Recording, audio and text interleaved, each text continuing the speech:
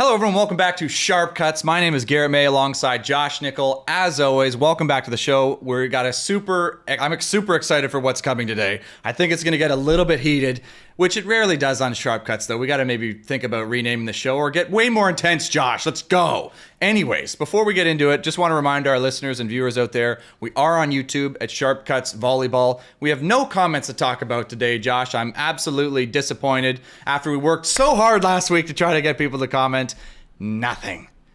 Awfully disappointing, but if you're listening and you can't comment because you're on the podcast, thank you still for listening. We appreciate it.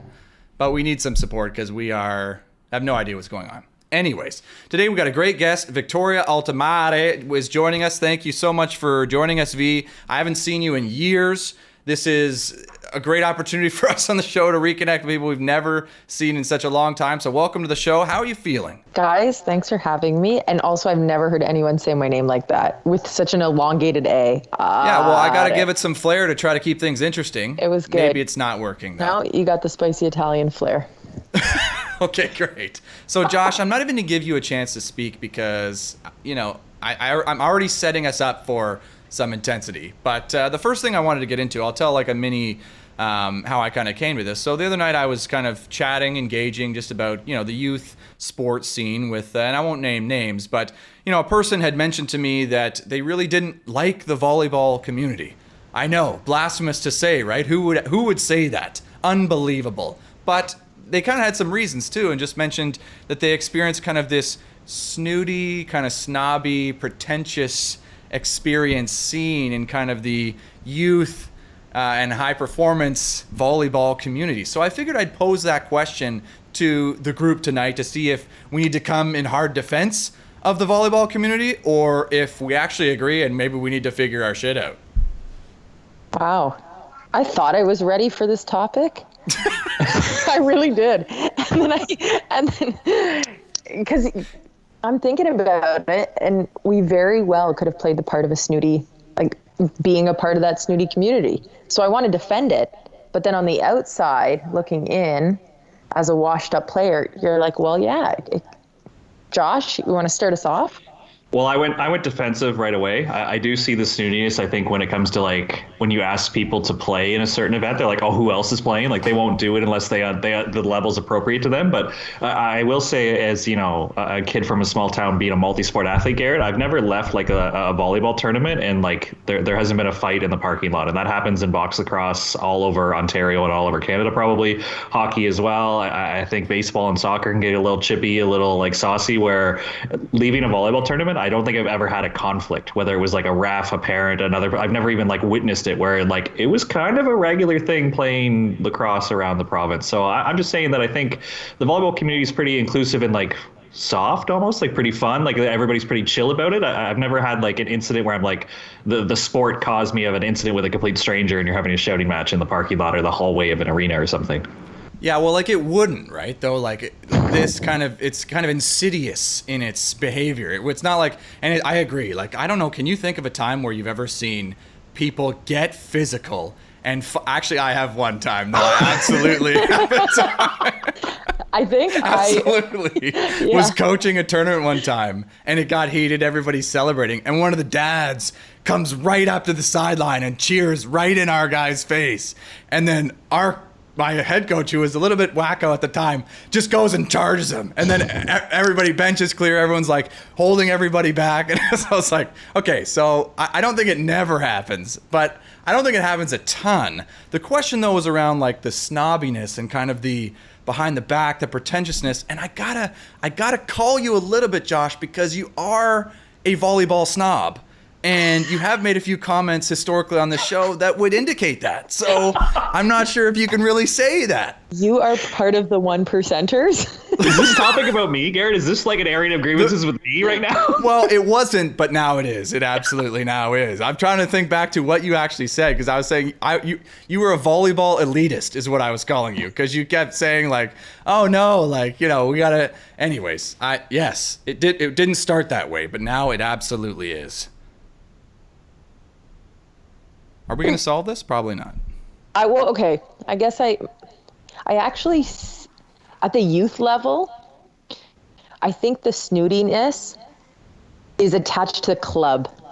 So I think there's some Oh, ownership. you're going to call out some clubs? I'm not going to call it clubs because I think I'm so far removed from that. So it's not fair. I might even say a club name that doesn't even exist anymore. Like I might say Scarborough Falcons, and you guys are like, that hasn't existed for 25 years. We would know who you're talking about, but everybody would go, what is that? Exactly. So I think at the youth, there's a connection with clubs, right? Gear, coaches, warm up, right? And so for someone new coming into the sport, I think it's a little, how do I get in? How do I belong to that club scene or that particular club? And then, I don't know, Josh, as a Snooty volleyball adult, what would you say? Subtle chirp there, and I'm all about it, B. Welcome to Sharp Cuts. I mean, that's how it's done. I think as you go down, as long as you go down the layers of our sport, like I find it with beach, like when you're not training with the national team guys and you're trying to get a training group together, it's always the question of like who else is going to be there, because they don't want to train with just anybody. It's like who else? But I was thinking of your example when I coached high school at UCC, where you're like a proud teacher now. But it was funny to watch people during warm up because they would wear their club shirt. Like if they played club, they wanted everybody, even if they played for like the worst club in the province, they wanted everybody in the gym to be like, I'm a club player, or heaven forbid they were a Team Ontario player and they brought like their full kit and they wanted to let all these like school players know that they're on the provincial team. And it's like, buddy, the provincial team's like 40 kids now. Like it's not that hard to get that backpack anymore, but they wanted like all of that, like St. Mike's tournament to know that they're a big shooter. So I think, I don't know if that does happen in other sports. Like, I don't know if basketball guys wear like their club shirts during warm up or if they're a little bit more like school oriented, but I can see the snootiness. I've witnessed it before. So maybe we shouldn't paint everything with a broad brush though. Like, I mean, my first thought goes to like the really like big city clubs who have parents who are wealthy, whose fees are like over $5,000, who practice in private schools. And it's like, is that maybe a reflection of the type of people who you end up seeing in this scene? I mean, that's also, am I ready to really just bury people who have money for being snooty and snot? I absolutely am. 100%. Like, I don't know. That feels like a bit of a trend. And maybe it differs between the men's and women's division. Like, I'm not sure if you might see some differences, or maybe it manifests differently for the different divisions. Because as much as they are together, and Volleyball Canada, OVA, the provincial, they run them both, they're two different leagues, right? It's not like you ever play each other. So like I'm wondering if there's maybe some differences there as well. I don't know. I went into right away, Reddit, how they have that stream shower thoughts. I was actually thinking about this in the shower today. Okay. And that the way people enter I did not tell you this topic, and you were thinking about it in the shower today. No, it was just shower thoughts. Yeah, just random. Sorry, I'm trying to tie it to the show, and my bad. No. It's I should have said yes for the sake of the connection. I think about how kids enter the sport, and I think my role now in my job, I'm thinking about that even more. And so, if I think about volleyball, really, it's at the school level that you're introduced, and if not, I think you have to come from a pretty privileged place, and I mean that in a good way, because you're on vacation and you play the sport, right? Oh, yeah. If you have two working parents, and the likelihood of them turning around and saying, you know what, we're going to sign you up for a $600 beach volleyball camp in the summer is probably pretty low. So just thinking about how do we get kids into sport, because the default is a great cheap soccer program, right? Cheap basketball program offered by the city. So how can we make volleyball less of a, reduce the barrier to entry at a young age? And does that shift the culture? I don't know.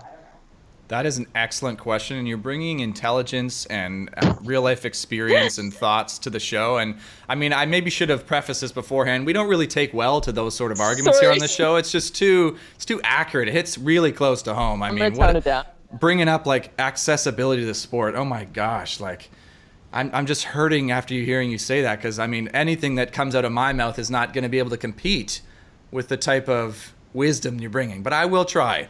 I do agree, and when you think about it that way, who's playing volleyball at least in Canada is mostly people who can afford to, right?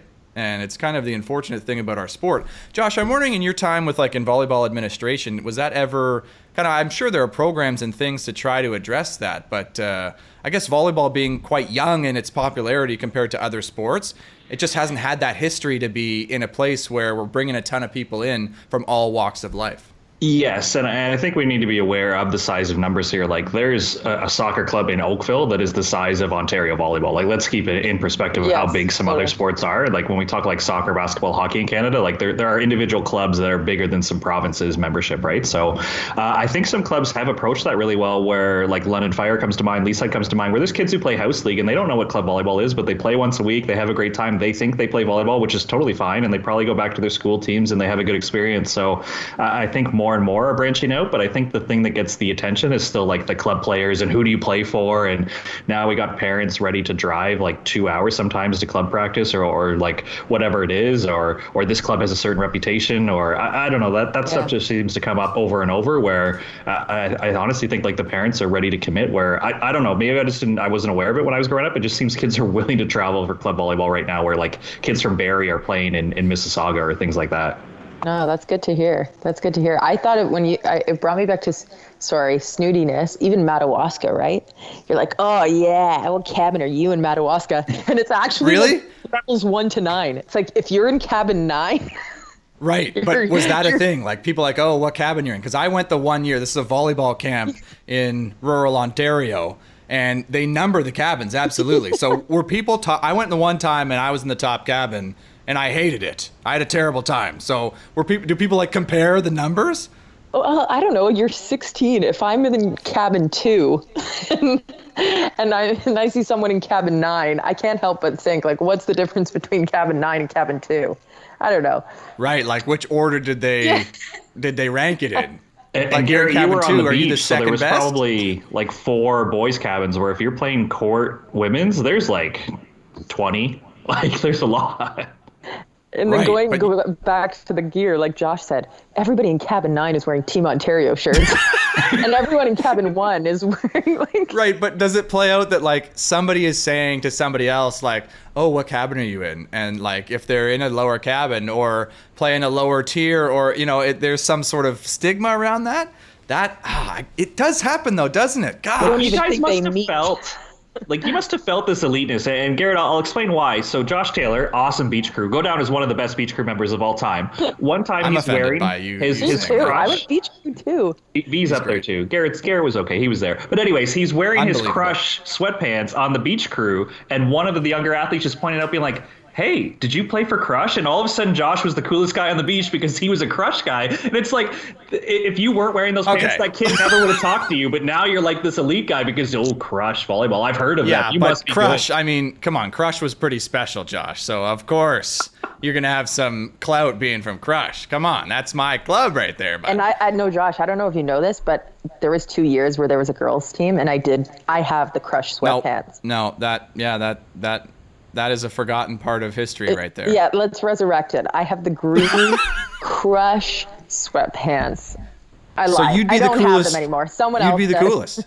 Yeah, right? But see, now nobody cares about that. Like Nobody. that meant something for a time, and now it means absolutely nothing. Yeah. But like, oh gosh, it bothers me. Like What, that no one our sport is remembers like that you're that. on Crush? Or that That's what we're talking about now. It bothers me now that nobody cares that I was on Crush. Absolutely. What else are we talking about? I brought this up because I want to be the snooty one and have people tell me how great I am. he's I mean, wearing you the should have known that. sweatpants right now. Absolutely. You all can't see it? No, I'm not wearing this. I'm wearing no pants right now. Oh, sorry. Anyways, moving on. I did have a few examples that were cited as how it kind of plays out. And I'll throw these at you and I'll get kind of your feedback. So think about classic things at least in my experience, in like a club volleyball scene is what happens in like a young athlete's gym when an ace lands on the floor. What is a common thing to hear or to witness when that happens? Are you talking about the stomp clamp cheer like the young female athletes do? See, you know what I'm talking about, and I didn't even say. I just said the context, and you know the cheer. Do the cheer, Josh. I don't actually know it that well. You know the cheer. Stomp, clap. No, you're missing the floor swipe. Remember the floor swipe? Okay, is the floor swipe first? So I got to tell you, I had a coach. Melissa and I were on the same club team for their last year, 18 years. So she can actually vouch for this. He refused or he didn't allow us to do any cheers for an ace because he thought it was very snooty.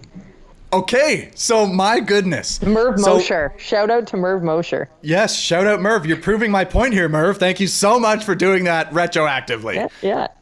So what is the cheer, though? Because for those who are listening and who don't know, we still haven't expressly stated what the cheer is. V, you seem to have been doing this cheer before. You know it well, it sounds like.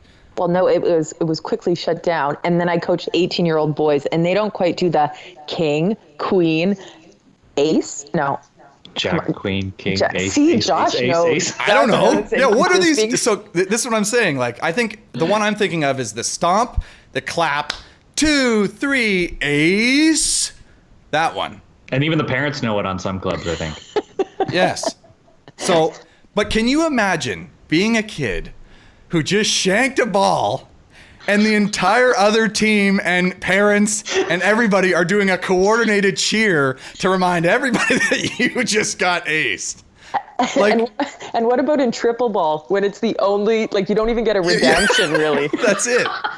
You're just like, you can't even say serve it again at me because it's like, oh, it's going back to six. No, it's a toss. Like, rotate. Yeah. Like, how awful is that for a young kid to deal with? Like, my God, where you think about basketball, like the same age division in basketball, somebody comes down, like crosses somebody up, goes in for a layup or hits a big shot. Nobody in the gym is going like, No, but you know what? No. I'm going to step in here because I coach 12-year-old basketball, and they have a little bit of swagger when they, cross over somebody and drive to the net. It's not a long swipe the floor, clap, look up to the ceiling thing. Right. You cheer. Like, if you cheer for a good play, absolutely. It's like if you make a big dig, you celebrate your team's success. But the referencing of the ace with the stomp clap is like a direct FU through the net, right? And we do other things like that too. Think about what we do when somebody calls a timeout. Scream like somebody just won the lottery. We cheer. I know. Like some teams, and this was bigger on the men's side, I think, than the women's. Maybe not, but I remember there being teams who would lose it. They would absolutely explode harder than they ever did when they earned a point when we called a timeout. It was like, well, A, what are you doing? But B, like, you don't care when you earn a point, but when somebody else screws up enough they need a break, we need to let everybody know that. And it was like, that's so rude. Garrett, I have this picture too of when they call a timeout, someone actually hikes the ball up like 27 feet. What are you talking about? Can you picture this? Someone's like, yeah, and then they just chuck the ball up. It's like, picture the provincial championship winning celebration next to a really aggressive timeout celebration. And if there's any comparison, something's wrong. Like, this shouldn't be the way it is. Oh, that's a good one. It's true. And even soccer is not like that. I know there isn't timeouts per se. Basketball's not like that. Like, basketball will call a timeout, fourth quarter, 30 seconds left of the clock. Nobody's cheering. Could you imagine, though, in the NBA? You're watching an NBA basketball game, and they call a timeout. It's like for last shot. And the other team's like, yeah. Totally. They just hike the basketball up. They just chuck it into the... Like, it's the dumbest thing ever when you look at it that way. Yet everybody does it. I did it. I absolutely participated in that. I did it in the women's league for one volleyball. I'm thinking about it. I did this like last week. Right. What are we doing? Condition. We need to figure it out then. We are a snooty sport. Keep going with your We're example. volleyball snobs, all of us. I'd like another example, Garrett. I'm not quite you're on sold. fire. What? I've given you two crystal clear examples. Those are good ones. Crystal clear examples. Okay. What is it called? What is the slang name? This is for like a older crowd, more mature crowd. What's the slang term for a massive block? Wait. I feel like this is now a trivia game. Well, it is. And it sounds like we're losing. No, can you get an older What would you term? call it, Josh? If I got blocked, I would say, Garrett, I got shit slammed for game point. Like I got Shit slammed. Hold on, that's the term? Shit slammed? I got stuffed. Like, Oh, yeah, no, like, I got, ooh. yeah, roo. No, it's actually like they hit the head. What is that? Right. Like, so the young kids, I've seen the kids come in and they all come in and put their hands up in the middle and go, roof. It's like, what? Or at the older ages, calling it a shit slam. Yeah. Like, And those are the biggest sellies in the men's game. Like, if you get a Yes. kill, nobody cares. But if you block somebody, like, you're flexing big time. And Yes. that poor power, who's like 33% would be like amazing, is getting a lot of that. yeah, I got a lot of that in my career. I'm speaking from personal experience here. I got blocked the most on my team. Like, But rightfully so. question. Yeah. yeah, like I did. But so, oh, you got shit slams. Like, man, like, come on. Past a 1. He just set from 4. Yeah, like- of course I got you. I'm going for it, man. Like, come on. It's like me going for a steal in basketball and missing, and then everybody chirping me because of it. Yeah. It makes no sense. Like, and the roof thing with the kids, like, what is that? You're not even celebrating the point. It's like, no, we put a roof. Like, the roof is implying I can't get out of my house with the ball because there's a roof in my way. That's the implication, right? Like the roof over top of you. And when you actually like scale it down, it's like 1/72nd of a moment in that game. Right? Yes. But in the moment, you're like, oh my God, this is like, but really there's like 71 other moments that need to happen for this game to close out. Right. Or the one that always got me is like with the kids when it's like a soft block that goes over everybody's head and like lands in the back part of the court where nobody is, and they still do the roof. It's like, what? No, like that's maybe a wall, maybe a slanted dam of some sort, but definitely not a roof. So there's a third example for you, Josh. Do you Well, I'm need glad more? you're aware of this now, Garrett, because in previous episodes, you admitted you coached a college team who had like rehearsed sellies. So you're calling me out?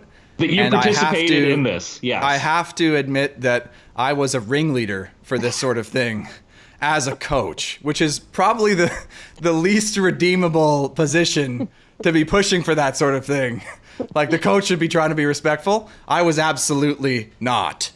I'm trying to think of some of the cool ones we had, but I don't know. We never did like push-ups or like did that sort of stuff, but we definitely had coordinated obnoxious cheers. Check that shared Google Doc I know you created labeled cheers for our team. Just go through the list. I know it's in there somewhere. Yeah, I gotta delete the evidence and just destroy all the evidence of my my coordination with the cheers. But no, absolutely. Like, but it seems so pervasive in our volleyball culture. I've definitely contributed to it, which is bad of me. But I'm sure there's other stuff you see just teams doing all the time that's like kind of like just generally insulting that we just take for granted.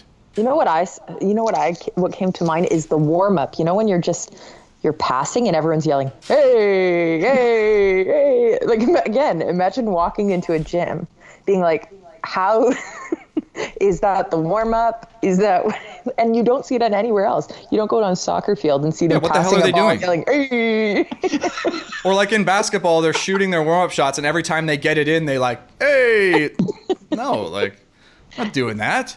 So imagine being a new player to the game, and you come, and like everyone's yelling for no reason in the warm-up right behind the other team's hitting lines. Like you're right in their hitting line, yelling "A" every now. Let's It's like, unpack this a little bit more. I'm behind the other team. how insulting is that? Like it's just so obnoxious, and that's our youth sport. That's the youth, Josh. When you put it in that context, it's actually funny. Like, imagine being a good athlete, but in school, you just decide to go out for the volleyball team. And your first tournament with the squad, you're like witnessing this, and you're a high performer as like a swimmer or another sport. You're like, what world am I in right now? Yeah. Why are we coming together after every single point? Like the guy's like, probably, first day, he's like, this is a long game, is it not? Yeah, like first point, everybody goes wild. Roof, 2, 3, ace. Hug, like everyone's hugging in a huddle. It's like, we got to play at least 100 more points, right? Like I feel like we got a lot more to go. Oh, man. So maybe a good guideline then is if it would look weird for a person to be doing this in an individual sport, we should maybe reconsider if it's something we should be doing in our sport. So we don't seem so pretentious. But could you argue that's what it keeps it exciting?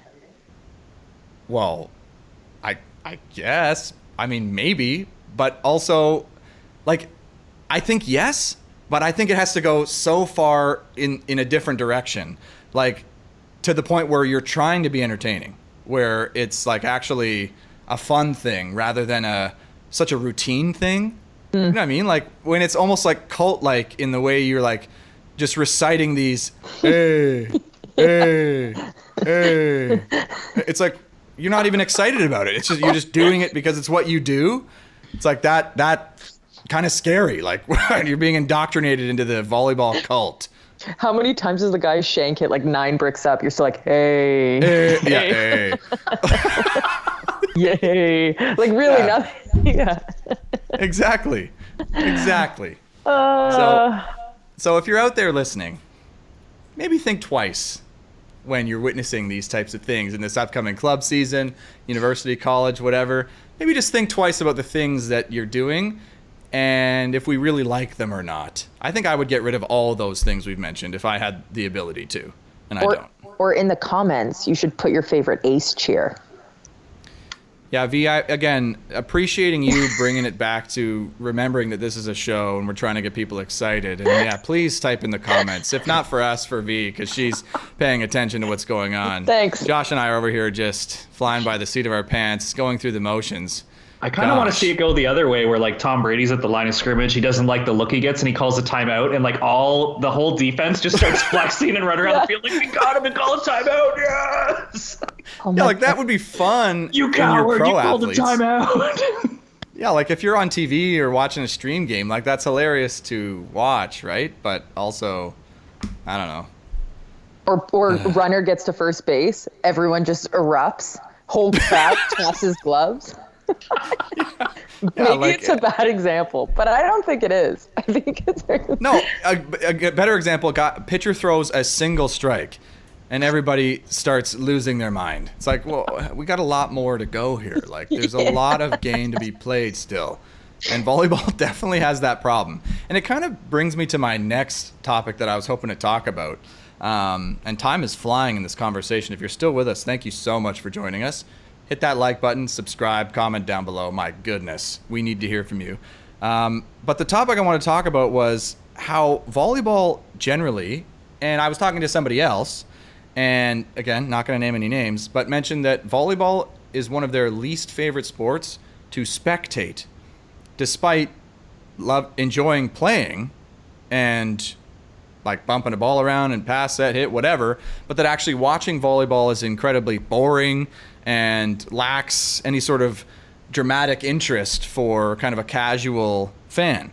And it kind of got me thinking, like, I definitely got that piece. Like, with all this weird stuff we've already mentioned, but also with it leading to the same thing happening every point, basically, and no dramatic buildup in the action. Like, you think about a basketball game, you're watching the NBA, it's a set time, whatever. It kind of builds to halftime. They go for break, you come out third quarter, and now we're building to the fourth quarter. In a good game, like the second half, there's some drama, tension there. But if you think about it in volleyball, like when everybody's losing it and it's 5-6, then when it's 23 all, it's like kind of the tension is lessened because now where do you go from fully losing your mind? Like you can't go anywhere more entertaining, more different. I'm just curious your guys' thoughts on that and volleyball. If you enjoy watching volleyball casually. No, my mind goes to when we hosted Pan Am in Toronto, and I remember watching the women's semi, and I think it was USA Brazil, but they called the tech at 16, and then somebody was up like 18-17, so that was another timeout. But then somebody swung it was 19-18, and that was another timeout. And I'm just looking around being like, we've played like 6 points, and there's been 3 stoppages. Where at least in basketball, when like they're all the timeouts are at the end of the game, they're playing music, they're doing t-shirt toss, like the tension's building, like there's so much stuff going on. Where I'm like a passionate volleyball guy watching a high level semifinal, I'm like, I'm so over this because every 2 points somebody's got to stop the game for something. See, I just point as well. Am I muted? No, you're good. Okay. Oh God, I thought I wouldn't. Sorry, I said that. I'm so sorry. No, listen, it's sharp cuts. We got to overcome things like this just to get the show out the door. So, I actually disagree with you. I think that it is the easiest sport to walk into a room, have no idea what it's about, and you're like, oh, 3 contacts, it can't hit the floor. I'm engaged. Right? Like, I just think about the Olympics. How many people do you have conversations with where they're like, oh, I watched the volleyball. And they got into it and they could actually watch a full game because they didn't have to know. Okay, there's slight nuances to the game, sure. But again, it's a sport that you can sit down and you can almost understand it immediately.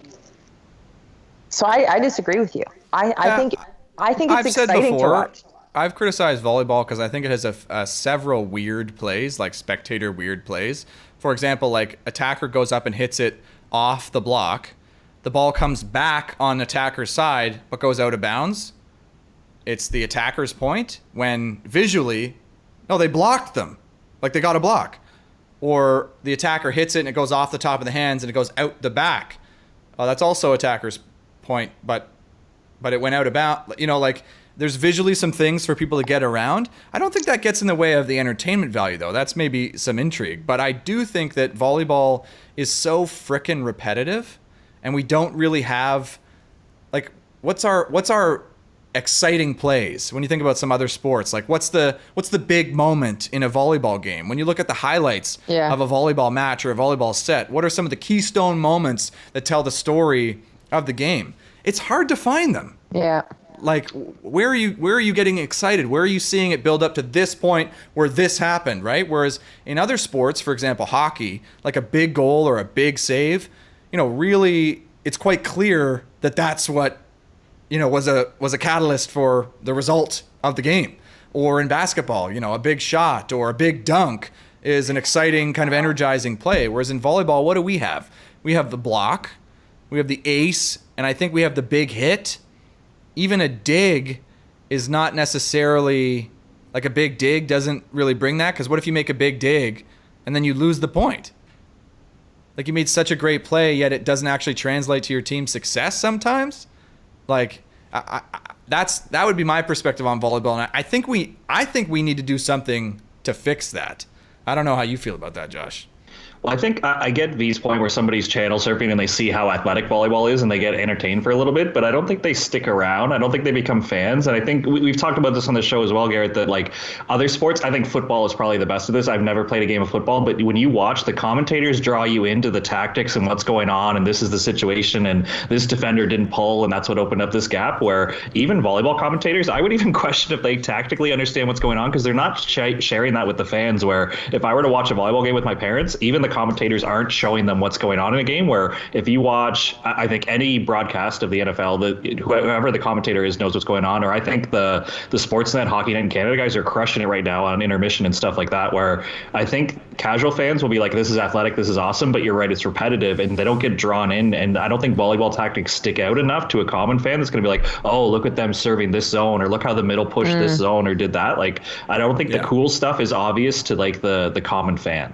Right. Well, we've talked a lot about the presentation of volleyball in past episodes, and we've kind of gotten into that because that's kind of a systemic thing that you could just do better without changing anything about the product, anything about the game, no rule changes, nothing, and that would make volleyball more exciting, as if we presented it better. But I'm talking about, like, I think volleyball inherently to the sport has some problems. And if you think about the history a little bit, volleyball used to be side-out scoring, right? Which is an incredibly boring way to watch a sport.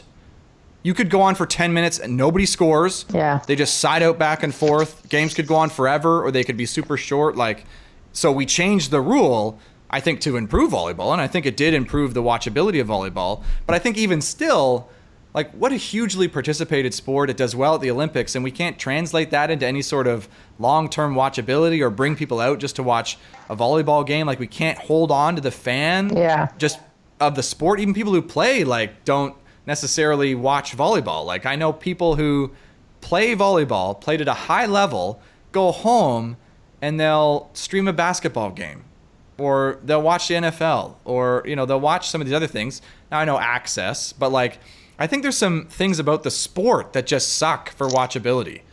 Like, So you're saying that it requires like a really, like a long stamina, like a big stamina to be able to kind of see something, get excited, and then hold that feeling for the whole game. Because ultimately, if every point is the same, then your feeling should be the same.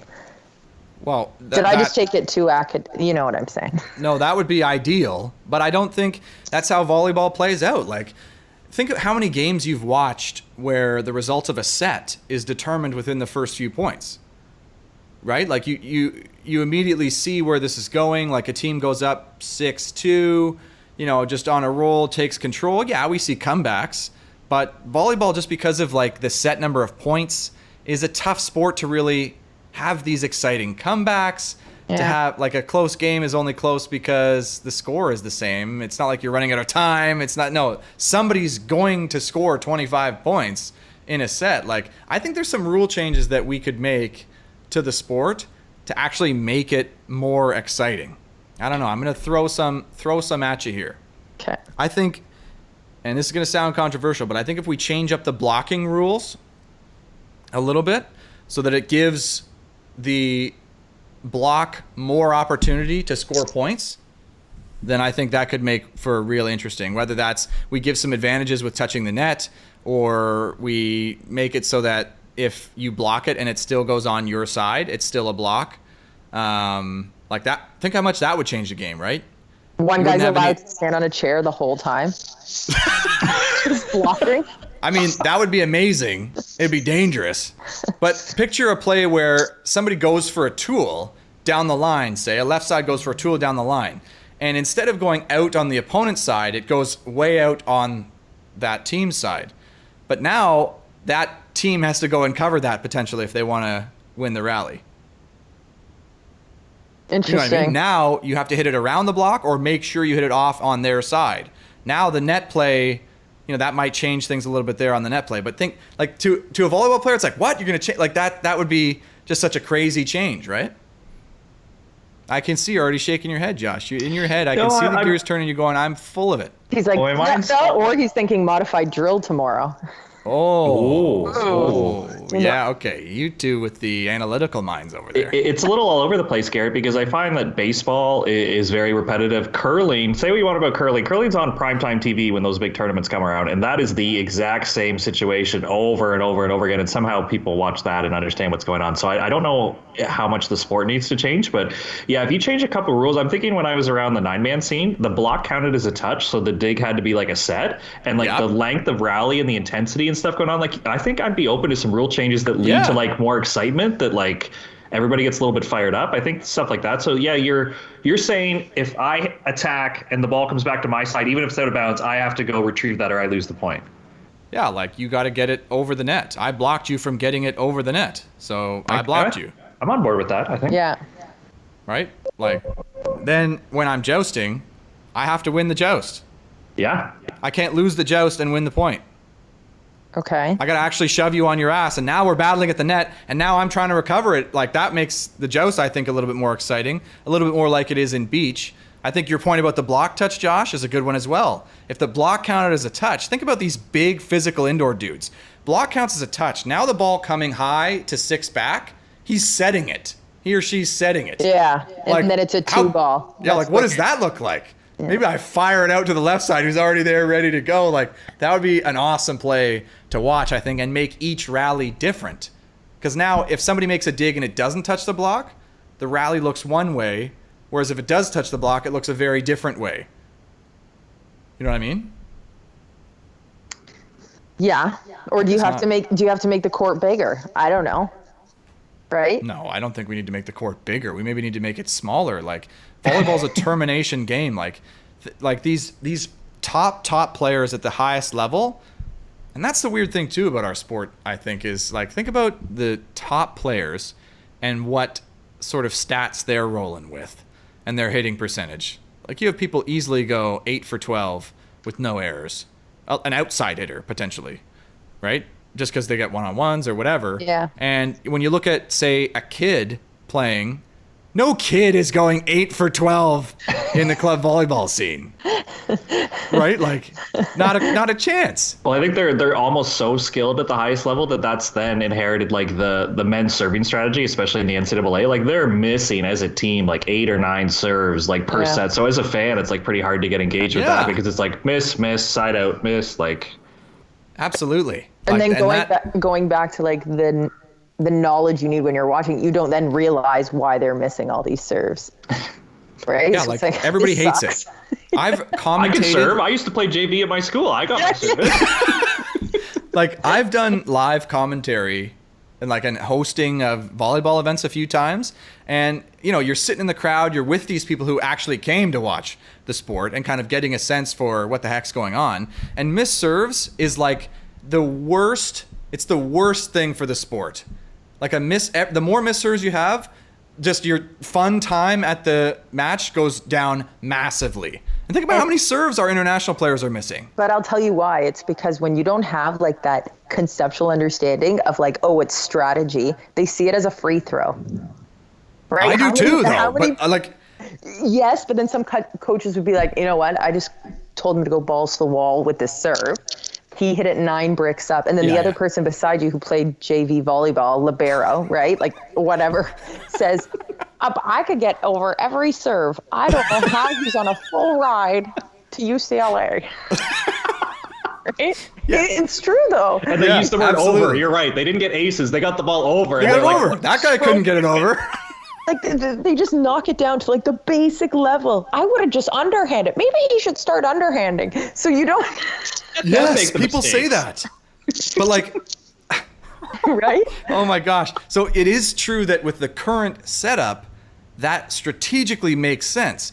But if we're now the people who are trying to make our sport more entertaining, we could potentially make some rule changes so that actually down the road we're going to see a lot more serves go in. Because it's more beneficial for the team to get the serve in, right? Yeah, it's worth 3 points if it's in the net or something. I don't know. I'm going extreme here. Like a missed serve's worth 2 points.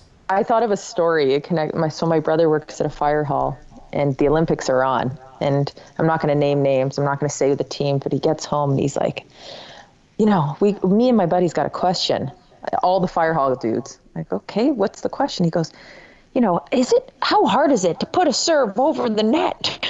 And so I can just picture 7 guys in bunker gear at a fire hall talking about a serve in their glory days. Or, right? Like, and then trying to practice outside in the parking lot. Anyway, it's just, I get it. Good point. Absolutely. Totally. So what if a missed serve was worth 2 points? Now you go for an ace. Sure, go for an ace. We already established that the 2-3 ace cheer just buries people, so you want to try to go for that. But if you miss, it's 2 points for the other team. They immediately side out and get one. Now, was that just both teams still continue to just rip serves and miss and don't care? Like maybe not. I don't know. But I like that. I like that a lot. Volleyball has no altering to the scoring system where you think about some of the most entertaining sports and there's a ton of alterations to the scoring system. The NBA has 3 different point totals that you could earn with an action, right? Like NFL has the weirdest scoring system ever. Yeah. But and it volleyball, goes by risk.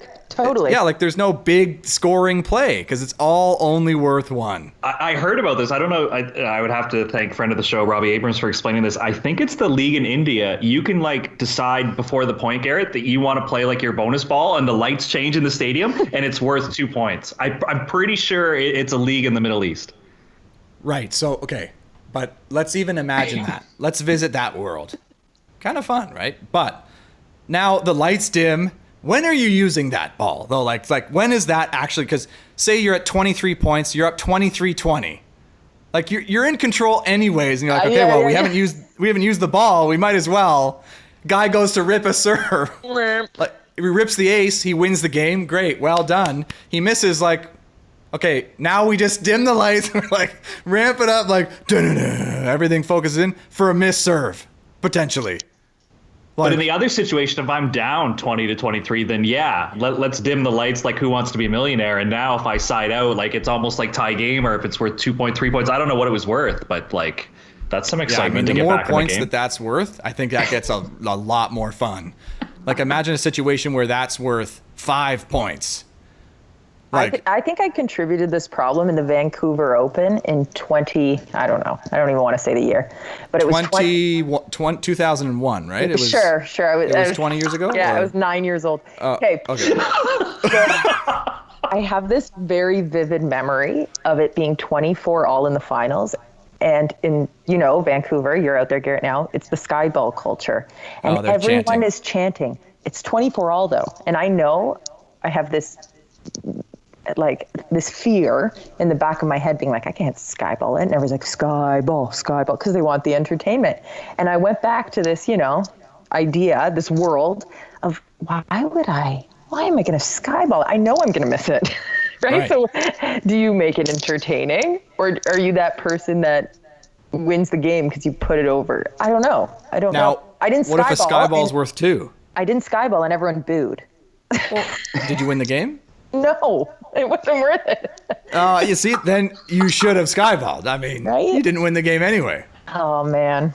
Sorry, I cut you off. Keep going. No, we talked about that on an episode with some of the out west boys, and they were saying, yeah, no, you got to Skyball. It's how you earn respect out here. And I thought, like, again, to the snootiness of the volleyball community, like, absolutely, that is proving that point a little bit. But also, it's pushing for more entertaining things for people who are actually watching. Sure. Which I fully support. Like, imagine indoors in those massive stadiums. If you Skyball it, you get 2 points. Yeah. If it goes through the rafters and comes back down, it's worth 5. I don't know. Like, it sounds stupid, but at the same time, in basketball, if you shoot it from behind this line, you get 3 points. Yeah. Like, that sounds stupid too, but everybody loves the 3-pointer. Like, that's a big play in that sport. And what do we have? We have nothing, Josh. We have absolutely nothing. And beach is worse. Oh, now he's really fired up. I'm fired up. Beach is even worse because there's far fewer plays happening in beach. You know who's getting set. It's never a surprise.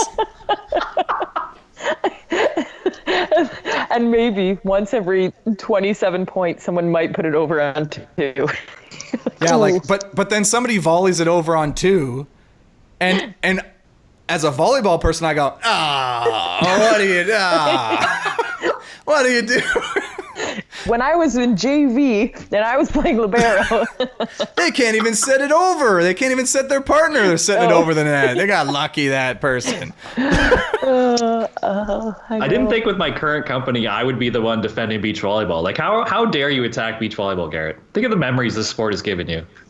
As a player, I am not a player anymore, Josh.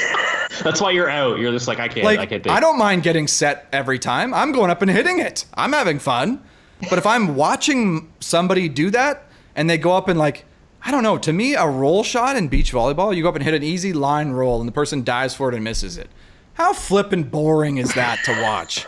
Like, it's so unexciting. There's not even any tension when the person's running for it. You're like, it's not even a hard hit. It's soft. Like, a spectator's going, what, they hit it soft and he couldn't even go and get it? Like, I hit it that easy with my buddy in the backyard and I can dig it. Like, it makes no sense. Is that the next stage of peer pressure, that we want the Van Open Beer Garden only cheering for hard-driven cross attacks? Yeah. So it's just people strapping on these digs and transitioning. Yes. Hey, that's what I want. No roll shots in beach volleyball. Take away the pokey. You can't even pokey ever. Just extreme diagonals. Yeah, you can't tip. You can't pokey. You can't even soft roll shot. They have a radar out there, and if it's below a certain speed off your hand, you lose the point. 2 points if you blow up the digger. And then you don't even want like a lag time between the ball hitting the floor and then the person serving, because you're saying that's when you lose interest as well, going back to Josh's point. So maybe it's maybe it's like 15 points. Who can get to 15 first in like 10 minutes or whatever? Ball hits the ground, you run back to line, serve quick. Well, so that time between rally thing. So I'll point to the FIVB added the time between rallies rule. They regulated how long that had to be, and that came in within the last, I'm going to date myself here too, 15 years at least, right? I don't know how long ago it was, but they made that rule, and I think that hurt the sport too. Because if you think about the uniformity of time between rallies in the sport. It's the same every single time. It's like a rhythm. It's kind of puts you to sleep as they're like, oh, here they go back again. Whereas before, when you had a varied amount of time between rallies, maybe you get a ref argument, maybe you get some sort of, stalling for time, maybe you get some sort of drama there, maybe you have an extra long celebration after a big play, extra short celebration when you're trying to move past something. Like, that keeps things dynamic and a little bit more visually interesting for a watcher. When now it's like, what is it, 8 seconds you have between rallies, or maybe it's 12 total that you get. It's like, okay, we're just boom, boom, like so smooth. It's not exciting. It's like a pattern. Oh yeah, they've even trained like the ball person to hand you, like run up to you and hand you the ball. It used to be like you had to retrieve it or they might roll it to you. Now it's like they've trained the volunteers so well that they're let's get like the ball running carrier after to you, whip Garrett. the ball at you. Like, you come back to serve, they're just chucking it at you. You gotta like catch it. I don't If know. you Like, drop it, you lose the point. Like, if you drop it, who cares? Everybody boos you. Boo. Like, I don't know. Like, it's just something exciting, right? It's just so monotonous, I find. So Garrett, do you like watching soccer then? Because there's not much stoppage, or it's not a very dynamic sport. No, it's incredibly dynamic. Well, in right? terms of stop times, like, right. What's your feeling on soccer then? Well, I don't personally like soccer, but when I look at soccer, I get why people love it, because it's this constant jockeying that never looks, I mean, when you look at it from 50,000 feet, it looks the same every time. Oh, they're just kicking it around. But when you actually look at what's going on, they're in a different position, the formations meet, and it's just such a variety of action here. Maybe they're playing defense. Maybe one team has 60% of the possession, the other team has 40%. Like, it's kind of this, and there's no stoppages. So everything is happening dynamically. Guys down, getting injured over there, and he's got to run off, and they're still going on the other side of the field. Like, that's kind of interesting too. Like, we don't have anything like that in other sports. Like, so I can see why people love that sport, because they feel like they can watch a million games and not feel like they're getting the same basic structure, Even though the score looks the same every time, it's like, I don't know, anywhere from 0 to 3 goals scored per team pretty much every time. Yeah. But like, I don't know. I get that. Whereas in volleyball, like, I don't know, how many C-ball kills cross court are you going to watch in your lifetime and go like, whoa, like, that was new. There's so much hate.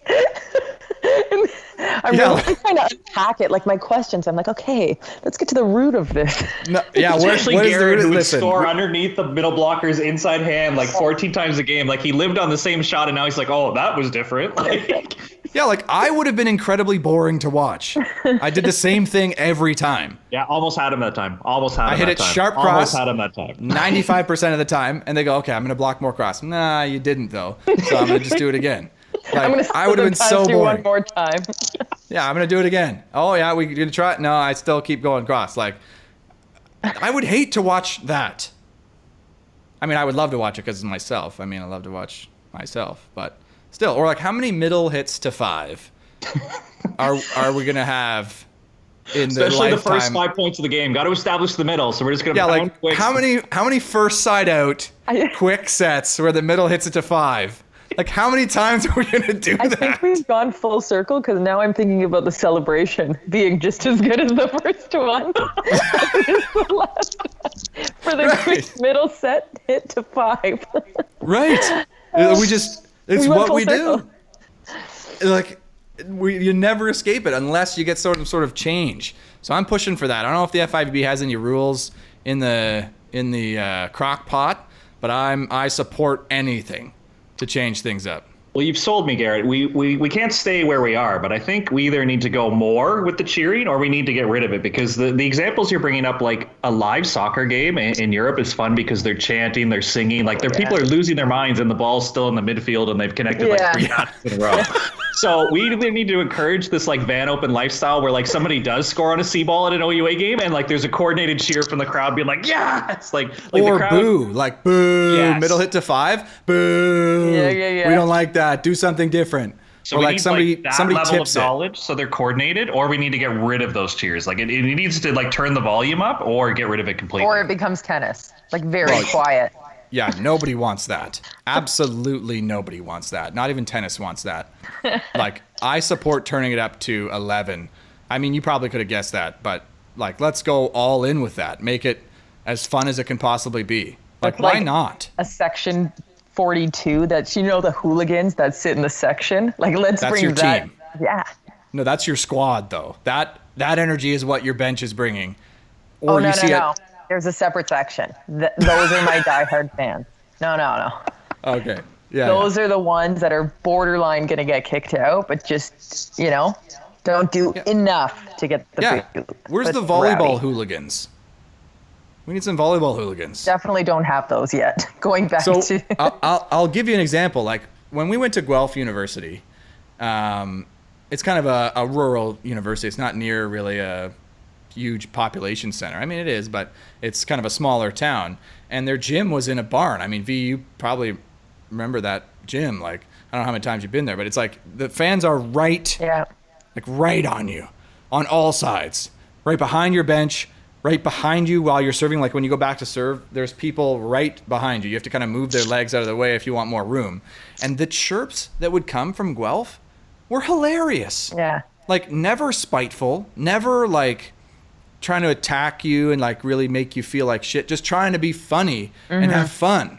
Like, I don't know if this is appropriate, but one time we were in Guelph and somebody was chirping our coach, which I immediately find hilarious. The coach has nothing to do with anything. Yeah. Like, chirping them means nothing, but go for it. But they were kind of going, hey, Jim, let's get a chub count over there. Hey, how many chubs you got going on the bench there? And it's like, we just love that because we thought, yeah. So then we started, oh yeah, Jim, hey, let's get a chub count over there, bud. And it's like, well, that's hilarious. Like, I want more of that. Yeah. Instead of everywhere I go, overrated. Every single time. It was awful. Not even fun. I was in Vancouver and I was wearing really big earrings. I have all these stories in Vancouver. And someone yelled, but I loved it. And the crowd liked it too. I don't know if I liked it in the moment anyways, but they were like, come on, Kim Kardashian. Are you going to dig a ball? And in my head, I'm like, Kim Kardashian. And I realized it's because I had these huge earrings on. And like, that was their best chirp. But like, I hadn't heard a single word. Like, in Ontario, nobody chirps. Nobody sits on the sideline. And you go there, and you're like, are you talking to me? And it was awesome, right? A pretty lame story, but it just, I don't know, something's got to change.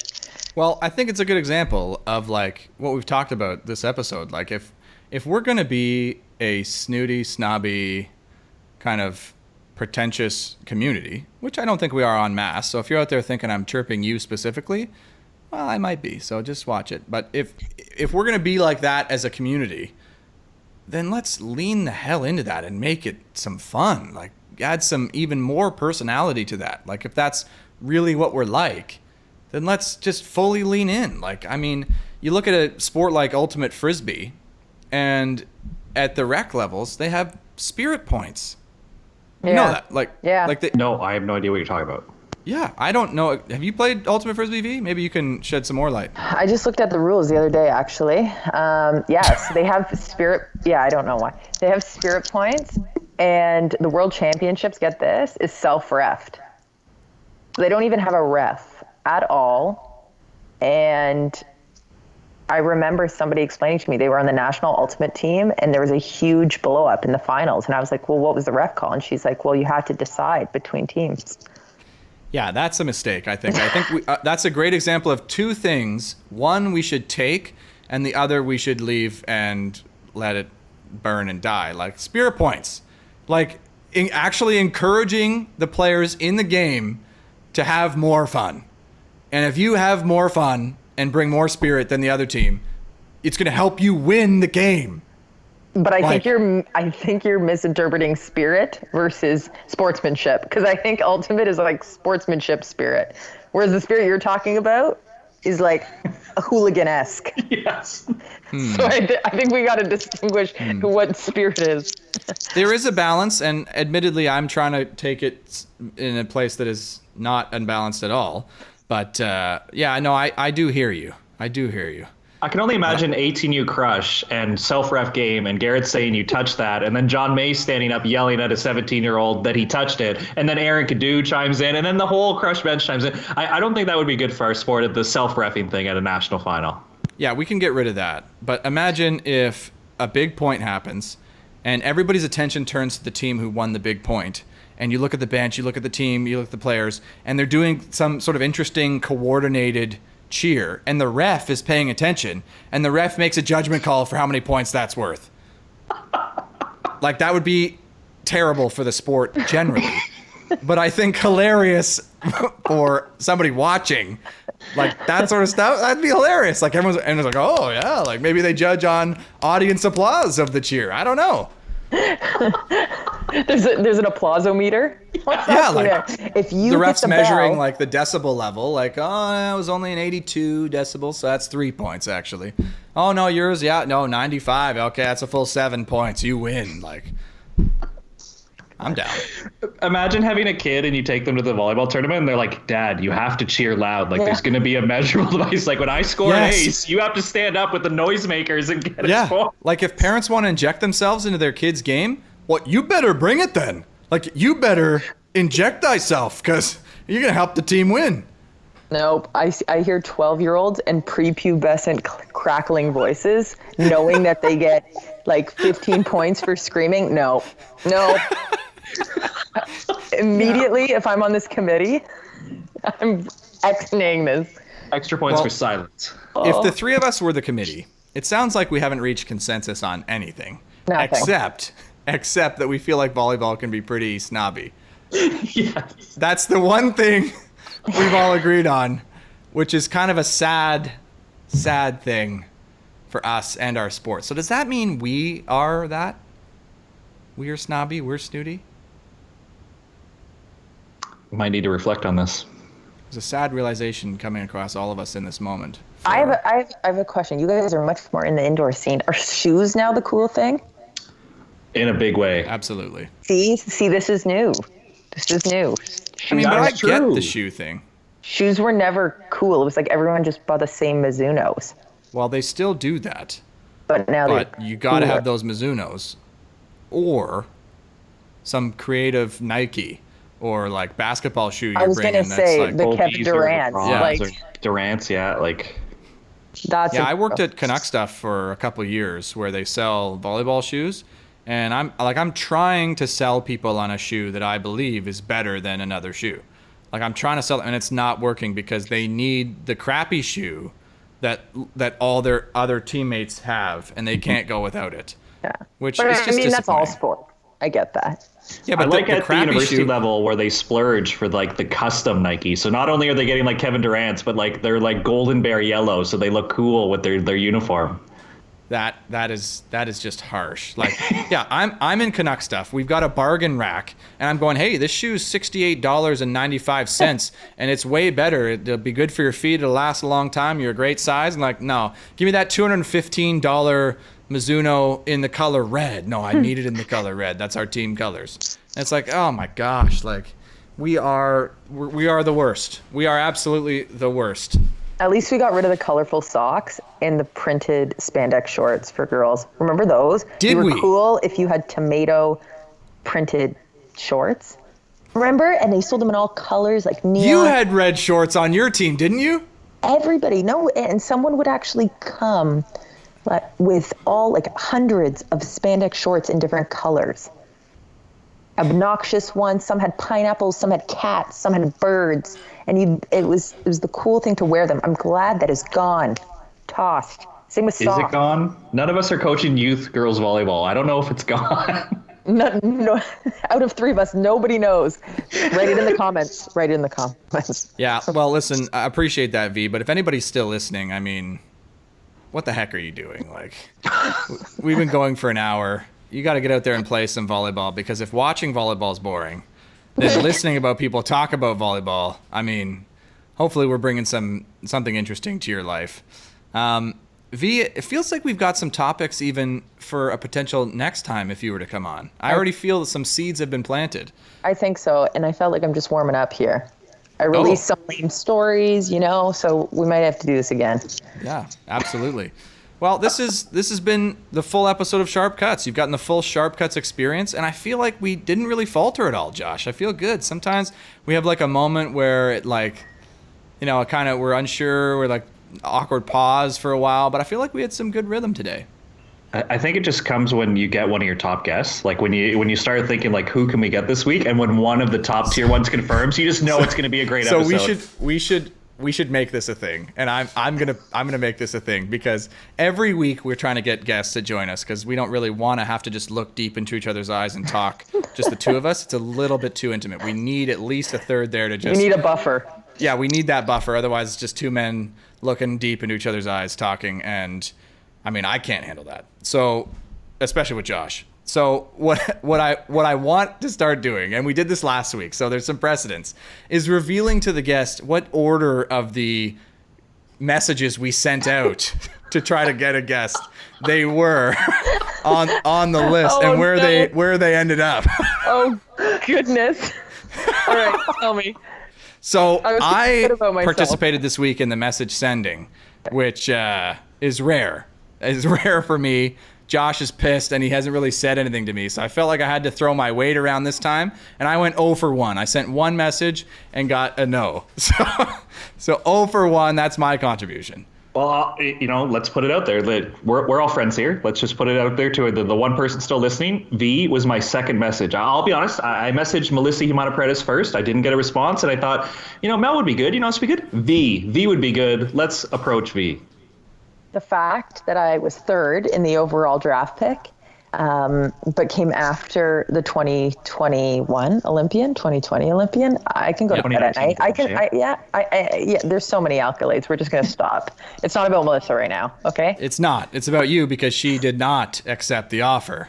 If I'm third I can go to bed tonight. I can sleep well. Good. I think you're tied for second. I don't know if you're third, because you were my second. And Yeah, just don't count me for anything, because I'm unreliable at the best of times. So last week, Simone was fourth or third, Josh? Not only was he was third, but I was 1 for 7 last week. It was not a good week for chasing people and getting a reply. I'm glad Simone, but I was so unconfident that he was going to confirm that I just kept going down the list. Yeah. So thank you so much, V, for joining us. I mean, I think it just demonstrates how much we owe you for making this show a possibility. Guys, thanks for having me as your third pick. Thank you. Yeah. So, hey, your first show. Now we've revealed to you what order you were in. What'd you think? About the show or about my order? I mean, feel free to comment on both, but the show. No, guys, I think what you're doing is awesome. I think you're bringing some hype around the volleyball community, even if you spend half the show talking about how boring it is to watch. I think that you're doing some really awesome things. So yeah. It's cool to be on it, and it's cool to see Garrett. I haven't seen you in a really long time. Josh, I ran into you a couple weeks ago, but it's nice to chat with people that love the sport.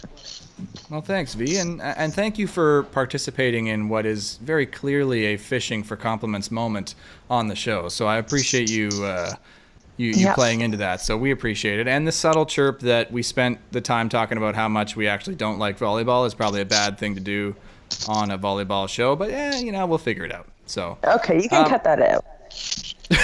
We'll cut the first half hour, no problem. If you're still listening, thank you so much. I don't know what you're thinking. I mean, get out there, play some volleyball, because you've heard today it's boring. But thank you. Hit the comments below. Hit 5-star that podcast. That'll do it for this episode. So we'll see you next time.